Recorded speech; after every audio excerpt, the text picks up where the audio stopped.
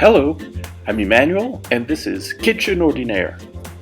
I love playing around in the kitchen, having a good time while putting together simple but delicious meals that don't break the bank. So let's cook dinner together and have some fun!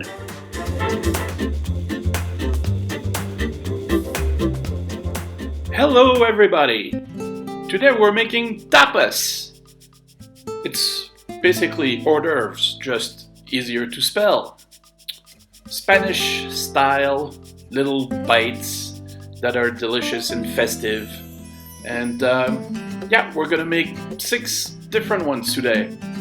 These are really cool if you want to do a whole meal of small plates or just prepare a couple to go with a cocktail. Let's get on with it. Lots of cooking today. Day-old bread. I'm gonna make some bread rounds. Just a little bit of olive oil drizzled on those, and in the oven they go.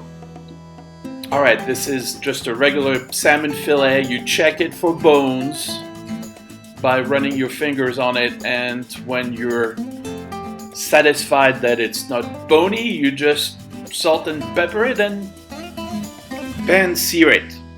About 4 minutes on each side on medium-high heat.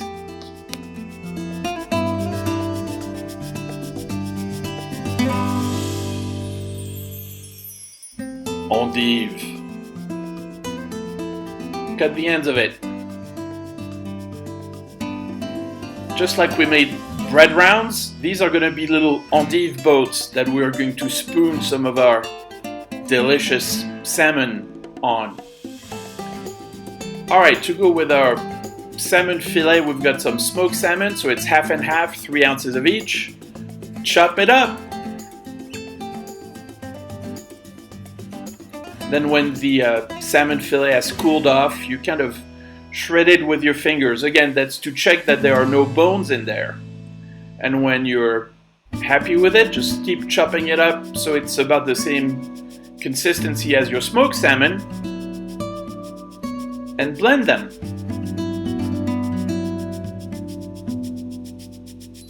Little salt and pepper, Dijon mustard, and mayo, and that's all you need.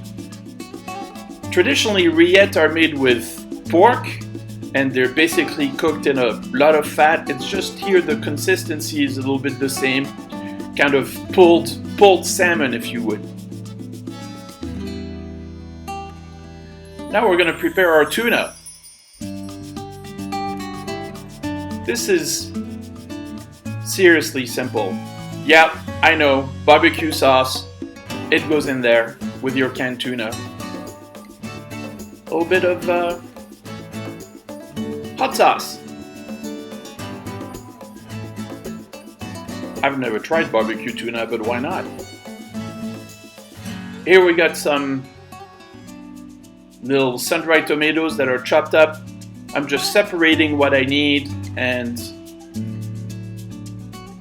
drying them on paper towels. They're gonna go on top, just a little garnish. And now let's do this. So first we have our tuna. This technique I'm using is you use 2 spoons. So you take a spoonful, and by pressing them against each other and rotating, you basically make a little oval, kind of like a football. It's called a quenelle. I know, sounds fancy. So practice that. I wish I could shoot from the other side, but I'm mostly left-handed, so my hands are in the way. Anyway, you get the idea. Just keep scraping the spoons onto each other. Make a little football of delicious tuna. It makes sense to me. What can I tell you? A little bit of our sun-dried tomato on top, and good. Now this is the salmon, same technique. Oh, you see a little bit better here what I'm doing. And it goes into the little boat of endive.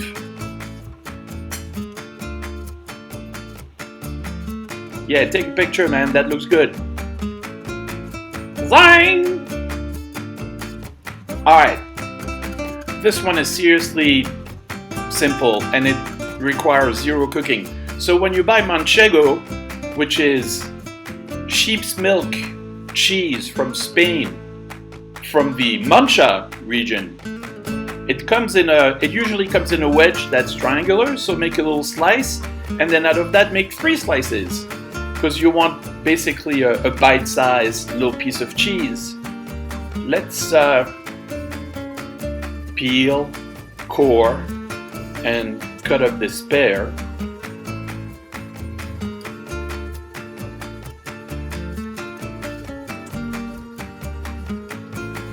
Here, I have a trick for you. I didn't speed this up on purpose, but when you're doing something really boring in the kitchen, like peeling fruit or vegetables, have a super hyper song in your head, like, you know, the Rocky theme, or da-na-na-na-na-na, hey, da-na-na, da-na-na-na-na, hey, da-na-na, da-na-na-na-na, hey, da-na, and then it makes every little stupid, time-consuming, yeah, like that, task in the kitchen goes that much faster.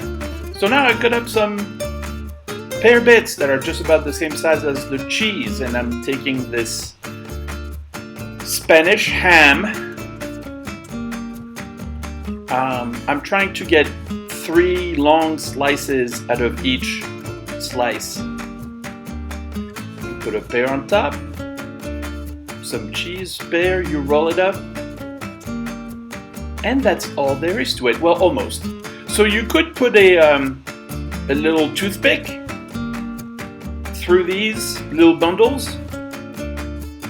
In the Basque country in Spain, that's what they call pinchos.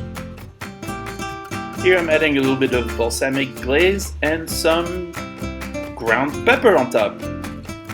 Check that out. These are Curly's favorites. Oh yeah, meatballs. I mean, who doesn't like meatballs?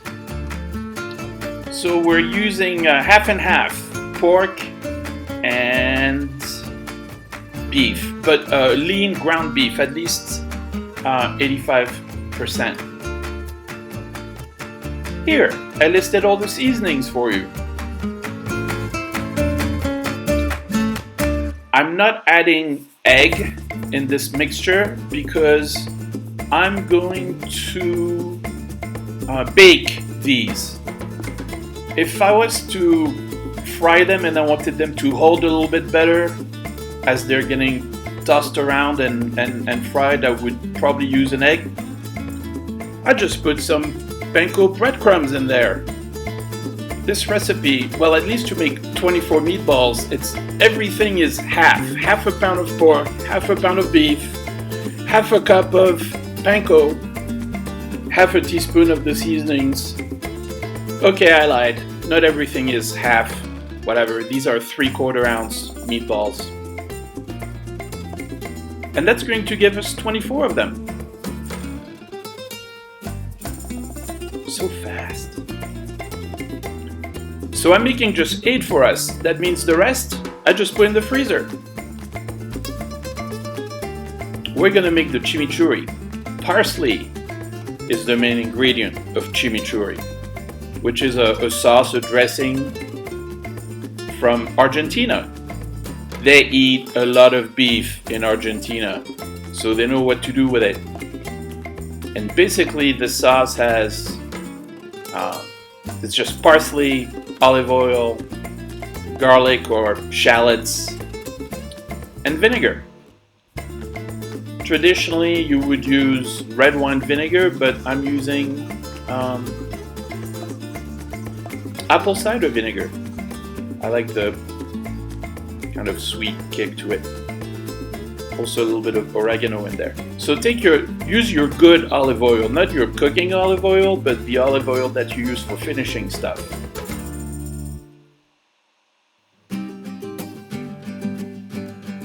Mix that all up. In goes the apple cider vinegar. And that's it. Check the consistency. It shouldn't be completely runny. It should be a little bit stiff and solid. I'm just adding, so yes, total, I think I put in 3 tablespoons of olive oil for a cup of the parsley.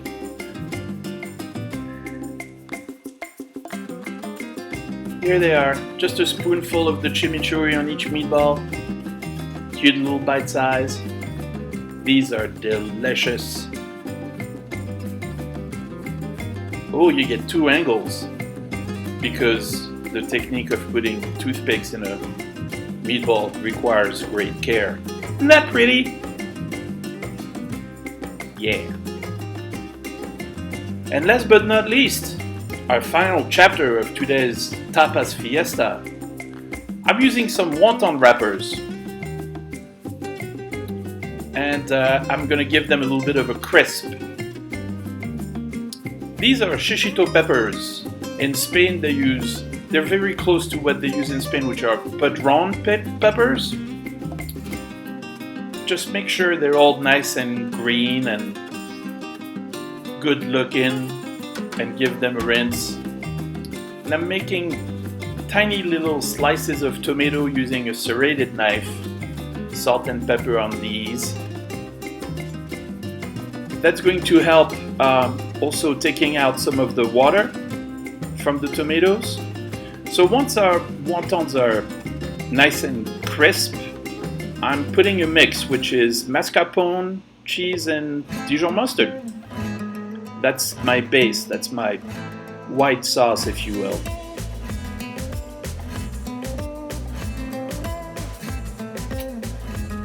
Just being very careful not to break the wonton. So if you have a bigger tomato and you're making bigger slices, maybe you don't need 3 of these. Maybe you can just do 1 big slice. I had medium-sized Campari tomatoes and it worked like this. These are like mini pizzas. Well, yeah. And in the oven they go. Not long at all. And now it's time to have fun with the peppers. So they've been rinsed, they've been drained, so there's no water in there. One thing you should know about Shishito peppers, they're not hot except about 1 in 10. Like, it's weird. In the bag, you'll always find one that's super hot spicy. I was picking some up at a store and this guy looks over my shoulder and he says, I've been wondering about these, are they spicy? And I'm like, just 1 in 10. It's pepper roulette. It's a ton of fun. He looked at me like I was crazy, but it's the truth. They're not all spicy, just like 1 or 2 in the bag are gonna be spicy. You know what you do if you add a little bit of spice and you like that sort of thing? You can have a glass of rosé. It helps with that.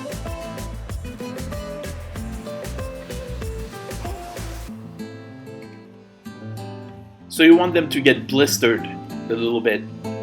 This is high heat. Hey, I took out my mini pizzas.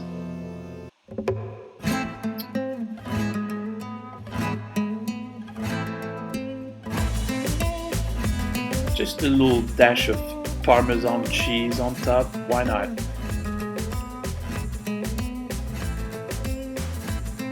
Looks nice. And then for the peppers, you just, grab them by the stem and bite. So, okay. Ooh, that's nice. I use gorgonzola. You can use different cheeses. And when these are nice and blistered, they're gonna go on my fancy plate.